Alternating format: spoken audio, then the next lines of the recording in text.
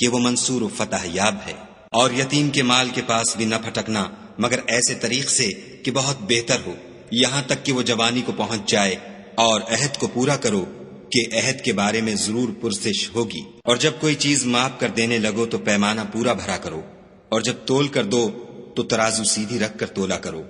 یہ بہت اچھی بات اور انجام کے لحاظ سے بہت بہتر ہے۔ اور اے بندے، جس چیز کا تجھے علم نہیں اس کے پیچھے نہ پڑ، کہ کان اور آنکھ اور دل ان سب جوارح سے ضرور باز پرس ہوگی، اور زمین پر اکڑ کر اور تن کر مت چل کہ تو زمین کو پھاڑ تو نہیں ڈالے گا، اور نہ لمبا ہو کر پہاڑوں کی چوٹی تک پہنچ جائے گا، ان سب عادتوں کی برائی تیرے پروردگار کے نزدیک بہت ناپسند ہے۔ اے پیغمبر صلی اللہ علیہ وآلہ وسلم، یہ ان ہدایتوں میں سے ہیں جو خدا نے دانائی کی باتیں تمہاری طرف وحی کی ہیں، اور خدا کے ساتھ کوئی اور معبود نہ بنانا کہ ایسا کرنے سے ملامت زدہ اور درگاہ خدا سے راندہ بنا کر جہنم میں ڈال دیے جاؤ گے۔ مشرکو، کیا تمہارے پروردگار نے تم کو تو لڑکے دیے اور خود فرشتوں کو بیٹیاں بنایا؟ کچھ شک نہیں کہ یہ تم بڑی نامعقول بات کہتے ہو، اور ہم نے اس قرآن میں طرح طرح کی باتیں بیان کی ہیں تاکہ لوگ نصیحت پکڑیں، مگر وہ اس سے اور بدک جاتے ہیں۔ کہہ دو کہ اگر خدا کے ساتھ اور معبود ہوتے جیسا کہ یہ کہتے ہیں تو وہ ضرور خدائے مالک عرش کی طرف لڑنے بھڑنے کے لیے رستہ نکالتے۔ پاک ہے اور جو کچھ یہ بکواس کرتے ہیں اس سے اس کا رتبہ بہت عالی ہے۔ ساتوں آسمان اور زمین اور جو لوگ ان میں ہیں سب اسی کی تسبیح کرتے ہیں، اور مخلوقات میں سے کوئی چیز نہیں مگر اس کی تعریف کے ساتھ تسبیح کرتی ہے، لیکن تم ان کی تسبیح کو نہیں سمجھتے،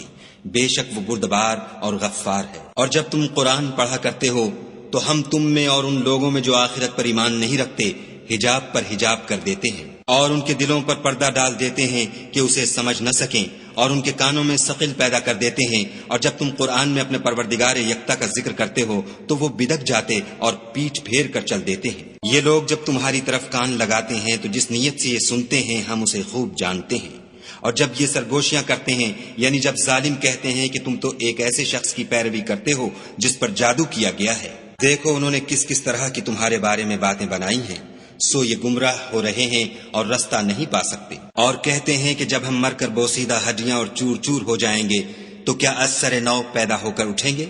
کہہ دو کہ خواہ تم پتھر ہو جاؤ یا لوہا یا کوئی اور چیز جو تمہارے نزدیک پتھر اور لوہے سے بھی بڑی سخت ہو، جھٹ کہیں گے کہ بھلا ہمیں دوبارہ کون جلائے گا؟